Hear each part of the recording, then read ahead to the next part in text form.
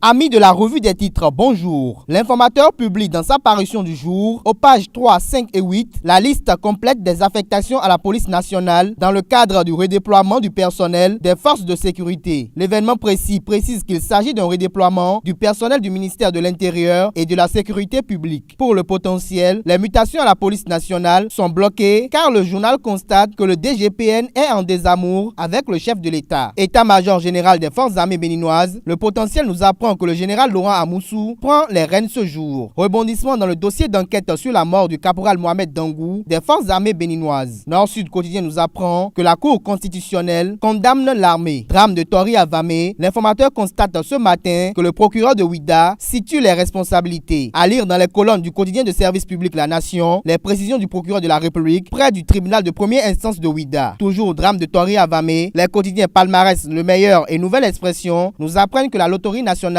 s'est rendue au chevet des familles des victimes. Assemblée nationale, l'informateur nous apprend ce matin que Jean-Marie Alagbé et Patrice Nombimé sont élus pour les postes de la commission des finances du Parlement. L'informateur remarque qu'hier les députés sont outillés pour une réaction urgente pour le financement de la santé au Bénin. Pour La Nation, le Parlement rassure le ministère de la Santé de son appui pour la législation dans le secteur sanitaire. Reddition de compte des députés de la 22e circonscription, l'événement précis révèle que Abimbola et Koussounda entretiennent leur mandat sur les activités parlementaires. De cette reddition des comptes, dans la 22e circonscription électorale, le quotidien Le Meilleur constate que Abimbola et Koussounda sont au contact des populations de Pobé et de Kétou. Pour la disponibilité à bonne date de la liste électorale permanente informatisée, Jakpata nous apprend que Idrissou Bako invite les acteurs à œuvrer pour la réussite du processus. Les décisions issues du dernier Conseil des ministres suscitent des remous dans la presse à travers des commentaires et analyses. Adoption de la nouvelle carte universitaire controversée par le dernier Conseil des ministres, l'affiche du jour pense qu'à travers cette adoption, le gouvernement talon dribble le Parlement. Palmarès trouve que Atanasso et Humbedji ont dupé les députés car ils ont fait la promesse d'une assise avant l'adoption de la nouvelle carte universitaire. Le projecteur projette un regard sur le maintien de la carte universitaire et trouve que non seulement Patrice Talon contourne et dribble les députés, mais il compromet les chances d'aboutissement de ces réformes politiques et institutionnelles. Pour l'autre quotidien, la création d'un fichier des hautes fonctions publiques est relative aux défiances de la corruption, du favoritisme et de la politisation. Refus de déclaration de biens et de patrimoine. Le président Ousmane Batoko, complice, s'interroge l'affiche du jour ce jour. Recrutement de 80 auditeurs de justice. Notre voix perçoit un nouveau bras de fer entre le gouvernement et l'UNAMAB. Car pour Michel Adjaka, la magistrature ne doit pas être une poubelle de cadres incapables. Plus loin,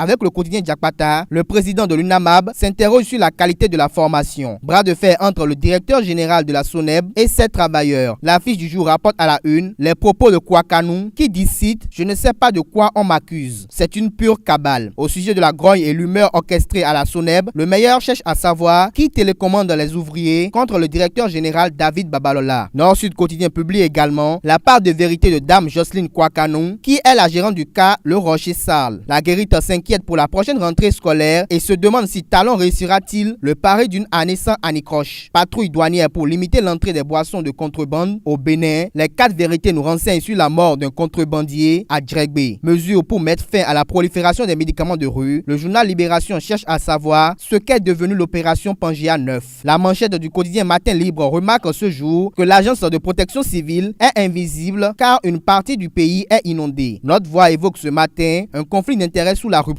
Le journal se demande si Patrice Talon a-t-il vraiment vendu ou cédé ses parts à ses héritiers. Le Canard s'interroge sur à quand la publication des biens du chef de l'État. Millennium Challenge Account, nouvelle expression en manchette, exprime l'évaluation des actions visant à la mise en œuvre de la réalisation de l'impact 2 du Millennium Challenge Account qui est en bonne voie selon le journal. L'autre quotidien annonce le lancement de l'ouvrage lauréat intitulé Feuille de mon destin prévu pour ce jour. L'informateur évoque à la une un abandon des étudiants béninois de la diaspora. Le journal nous informe que plus de 500 jeunes boursiers sont en difficulté en Russie.